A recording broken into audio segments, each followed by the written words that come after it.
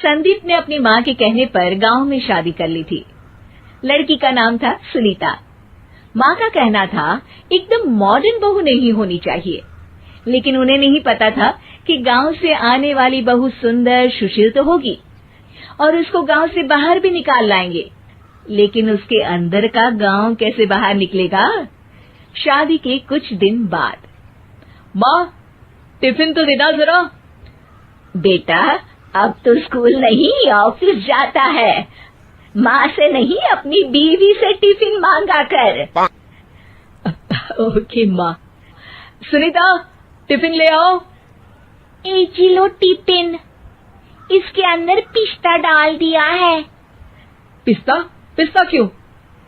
सास जी ने बोला था ना कि आपको पिस्ता बहुत पसंद है।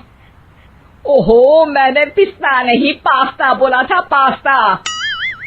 पास्ता? कहीं होता है पास्ता?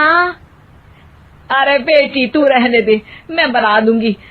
अच्छा किया कि पाव भाजी बनाने का नहीं बोला, वरना किसी के पाव बना देती है। सुनीता को बुरा लगता है, लेकिन उसकी नादान हरकतें कम नहीं होती। ऐसे ही एक दिन, अरे तुमने ये क्या लगाया है?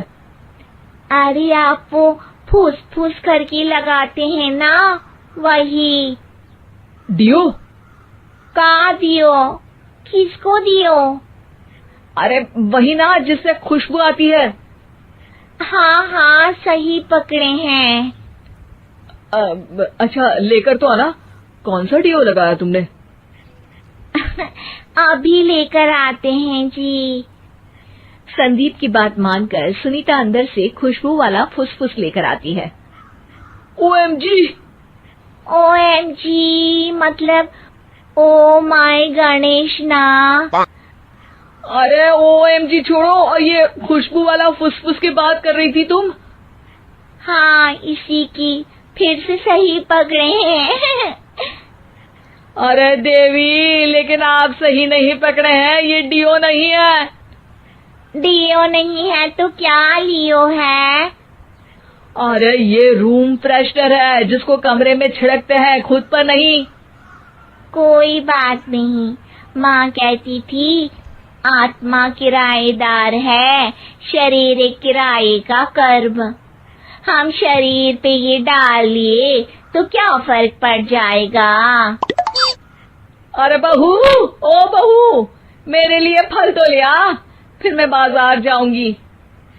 सुनीता अपनी सास के लिए फल लेकर आती है। अरे बेटा, पपीता, तरबूज और सेब फल ऐसे कैसे खा लूं? काट कर तो लिया। माँ जी, मेरे गांव में तो खेत से उठा के सीधा खा लेते हैं। अरे ये तेरा गांव नहीं है ना। अरे संदीप, तू ही कुछ समझा देना इसको बेटा।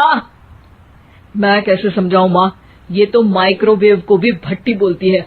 कल मैंने बोला हाय कैसी हो, तो बोलती है किसी को हाय नहीं लगानी चाहिए। अरे सुनीता, तेरा क्या होगा? अभी तो कैसे बताऊं माँ जी, अभी हम कुछ करेंगे फिर पता चलेगा क्या होगा, लड़का या लड़की। हे भगवान, कहाँ से आ गई ये? रामपुर से जी, आप ही तो लेकर आए थे मुझे। अरे मुझे माफ कर दो। पहले कोई गलती तो करिए जी, आपकी तो सारी गलती माफ कर देंगे हम। हाँ अरे बहू, मेरी बात सुन। फल यानी कि फ्रूट जब भी लाए ना तो काट कर लाना, ठीक है? जी ठीक है माँ जी, फल यानी फ्रूट यानी काट के लाऊंगी। सुनीता रोज ही कोई ऐसी हरकत कर देती जिसकी वजह से उसे घर में दो बातें सुननी पड़ती। एक दिन, माँ, मेरे बॉस घर पर आने वाले हैं शाम को। उनका बर्थडे है, फैमिली साथ नहीं रहती उनके, तो यही पार्टी कर लेंगे। उनको अच्छा लगा तो शायद मेरा प्रमोशन भी हो जाएगा। मैं ना फ्रूट केक लाकर फ्रिज में रख दूंगी और तेरे साथ आज खाना मैं बनाऊंगी, ताकि जब साहब आए तो खाने में कोई गड़बड़ ना हो। शाम को जब सारी तैयारियां हो जाती है, संदीप के साथ बड़े साहब भी घर आते हैं।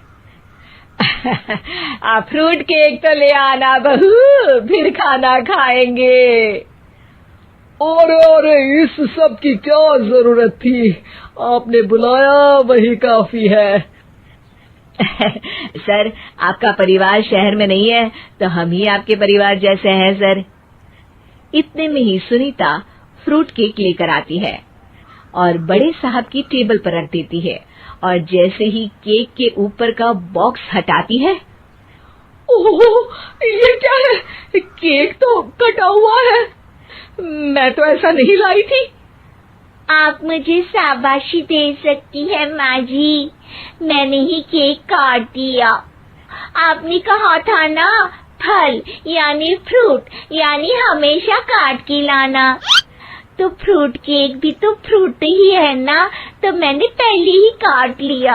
हूं ना मैं समझदार। अरे बहू, ये क्या किया?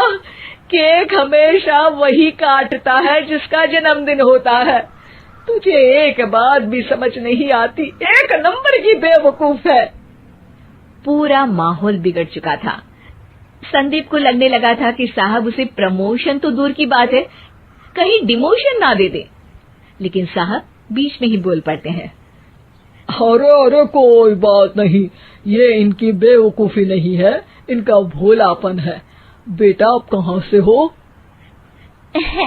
रामपुर गांव से। अरे वाह, गांव से? फिर तो आपके गांव में ताजे फल और सब्जियां मिलते होंगे। हाँ, सही पकड़े हैं। हम तो काटते भी नहीं, सीधा खा लेते हैं। मैं ना एक बार तुम्हारे गांव घूमने जरूर चलूंगा। क्यों संदीप, ले चलोगे ना? मुझे गांव घूमना बहुत पसंद है।